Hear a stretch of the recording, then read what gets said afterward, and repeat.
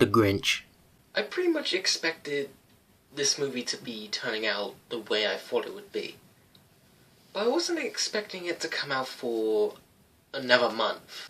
As a matter of fact, I was actually originally meant to be reviewing Early Man next, but I remembered that the Grinch movie was out, so I figured I'd watch that first and see where I'd place it among the other movies I need to review, and so now we're here. The 2018 Grinch movie was made by Illumination Studios, the same studio that are known for creating such movies as Sing, Secret Life of Pets, and their most well-known and beloved franchise to them is the Despicable Me franchise, thanks to the success of the Minions. Their movies range from decent to meh. With their movies, they pretty much play it safe when it comes to movie making, compared to studios like DreamWorks, Disney, and Pixar. Yet the studio put more money into their advertising. Yeah, they aren't a very beloved studio by many. So now we have their latest animated movie based on the Dr. Seuss beloved story, How the Grinch Stole Christmas. Movies that are usually based on Dr. Seuss stories usually are pretty bad, since Seuss himself never wanted his stories to become movies. But after he died, his wife sold the rights to his stories, and we got ourselves some pretty bad movies such as The Cat in the Hat, the 2000 live action The Grinch movie with Jim Carrey, The Lorax. Oh look, another Illumination movie. But there was one that was considered least awful, and that's Horton Hears a Who from Blue Sky Studios. So let's see where this new movie is ranked. Is it a redeemable movie? Is it the best adaptation of the Grinch story? As always, let's begin with the story. It's Christmas time in Whoville, and everyone is trying to make it 3 times bigger for the year. Only one person from the area was the meanest of them all, and that being the Grinch, played by Benedict Cumberbatch. The Grinch hated all the happiness around Christmas and wanted to get rid of it all, and so he had the idea of stealing Christmas from the town. And so we see the Grinch plan out his mission and steal Christmas, with his pal Max and a newcomer named Fred. If I was to say this movie's story is predictable, you'd probably be saying, well, you've read the original story and seen all the other adaptations, so of course it is gonna be predictable. That's not what I mean by predictable. The predictableness I'm talking about is how the movie is presented and told. It goes through the standard way of the movie making that Illuminations is known for doing, which is existing in their other movies. Even the type of jokes they use are very typical jokes, which Illuminations love to use and spoil in their trailers.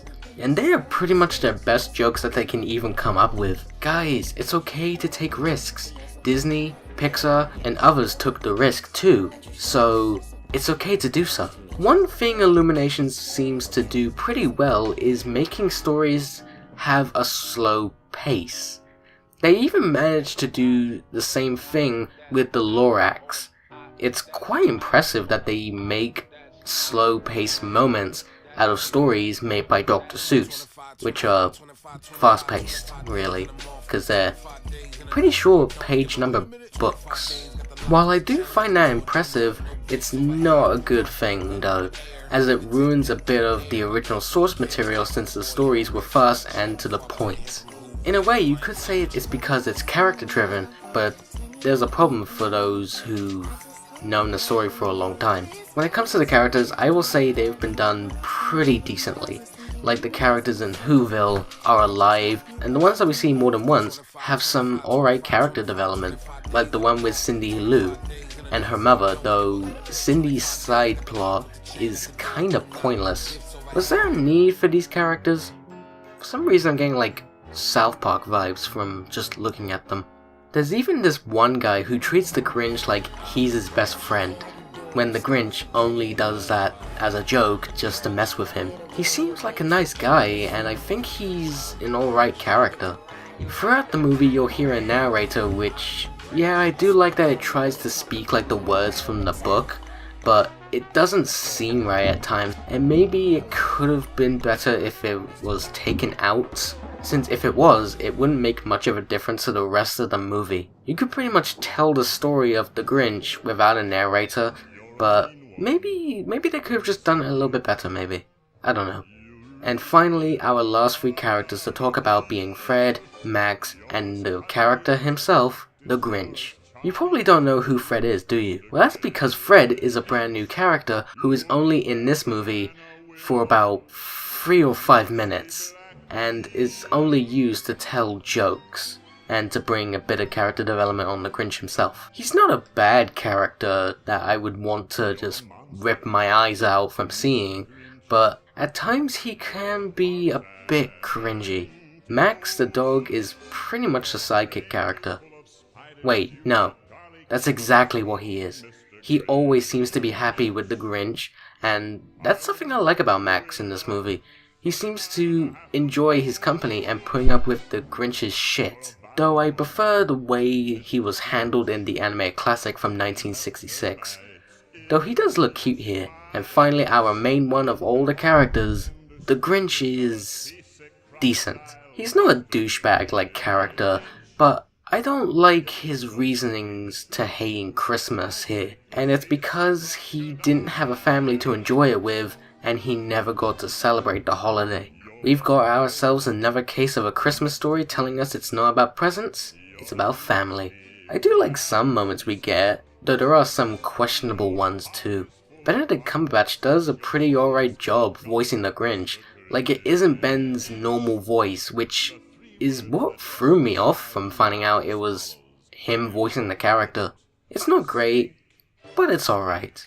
The animation is actually really well done. I'd say this is my favorite thing about this movie, as it adds the life of Dr. Seuss in it. Though the human character designs aren't that great, the Grinch had a really good design when he was first revealed, and now he gets this generic look that any other character could make.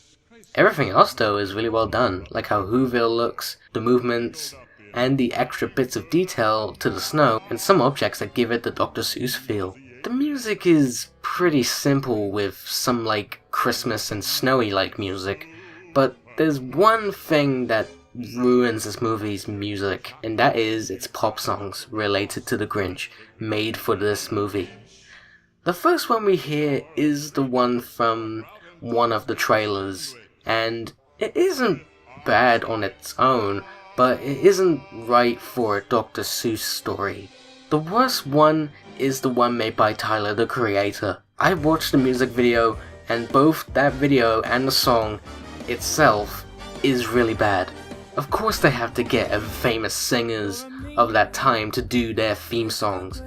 I wish Illumination would just stop using pop song singers and existing music in their movies and just have a whole original soundtrack throughout the movie. I feel like they also put more money into getting these songs as well than their actual movies. Overall, The Grinch 2018 isn't that bad of a movie, but it isn't great by any means. If there's anything I'll give this movie credit for, is that it's my second least awful Dr. Seuss movie, but it isn't saying much really. If you want a good animated adaptation of the Grinch story, then just watch the 1966 classic, as that's way more enjoyable than this. And of course, it is better than the 2000 live action movie. Sorry, Jim Carrey. A Christmas movie in November. Well, I have been seeing people get into the Christmas spirit lately. Like, even Americans, seeing as I don't really think they care about Thanksgiving anymore. Now that I've reviewed The Grinch, I can now move on to the next review, and I'm also going to be doing another marathon. And I'm not going to say much, but one thing I can definitely tell you, it's about a character that can do whatever a spider can.